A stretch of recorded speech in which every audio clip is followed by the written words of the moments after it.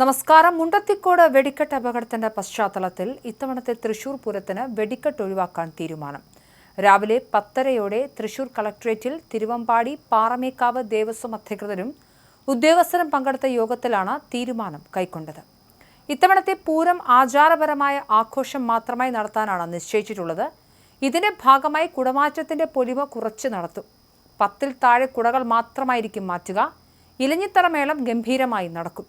സാധാരണയായി പൂരം അവസാനിക്കുന്ന സമയത്താണ് വെടിക്കെട്ട് നടത്തുക. ഇത്തവണ ഈ വെടിക്കെട്ടിന് പകരം കതിന പൊട്ടിക്കും. അതേസമയം ആനകളുടെ എണ്ണത്തിലും മേളത്തിന്റെ കാര്യത്തിലും വ്യത്യാസമുണ്ടാകില്ല. 15 ആനകൾ വീതം ഇരുപക്ഷത്തുമായി അണിനിരക്കും. പകൽപ്പൂരത്തിന് ശേഷമുള്ള പകൽ വെടിക്കെട്ടും വേണ്ടെന്ന് വെച്ചിട്ടുണ്ട്. ഘടകക്ഷേത്രങ്ങൾക്ക് നൽകേണ്ട ആനകളുടെ കാര്യത്തിലും അവിടുത്തെ എഴുന്നള്ളിപ്പുമായി ബന്ധപ്പെട്ട കാര്യങ്ങളും മാറ്റമില്ലാതെ തുടരും. കുടമാറ്റം നടത്തിയേ മതിയാകൂ എന്ന് ദേവസ്വങ്ങളുടെ തീരുമാനത്തെ യോഗത്തിൽ അംഗീകരിക്കുകയായിരുന്നു. കുടമാറ്റവും വെടിക്കെട്ടും ഒഴിവാക്കാമെന്ന് സർക്കാർ നിർദ്ദേശം വെച്ചിരുന്നു. കുടമാറ്റം ഒഴിവാക്കാനാകില്ലെന്ന് ദേവസ്വങ്ങൾ നിലപാടെടുക്കുകയായിരുന്നു. പൂരത്തിന്റെ ഒരുക്കങ്ങൾ എല്ലാം പൂർത്തിയായെന്നും ദേവസ്വങ്ങൾ യോഗത്തിൽ അറിയിച്ചു.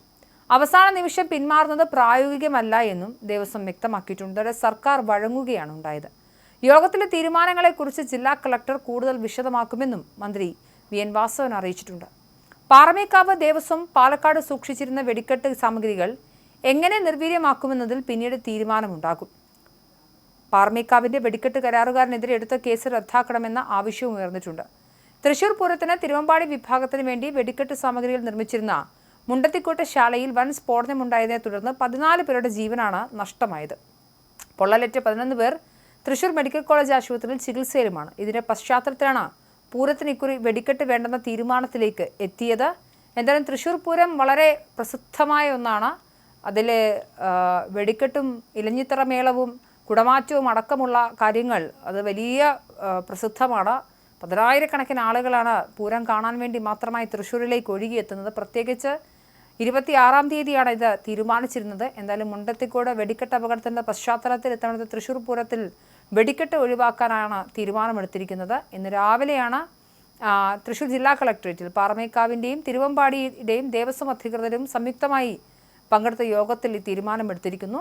ആചാരപരമായ കാര്യങ്ങളെല്ലാം തന്നെ നടത്തും. ആഘോഷം വെട്ടിച്ചുരുക്കുക മാത്രമാണ് ചെയ്യുന്നത്. കുടമാറ്റത്തിൻ്റെ പൊലിമ കുറയ്ക്കും. 10 കുടകൾ അല്ലെങ്കിൽ 10-ൽ താഴെ മാത്രം കുടകൾ മാത്രം മാറ്റും.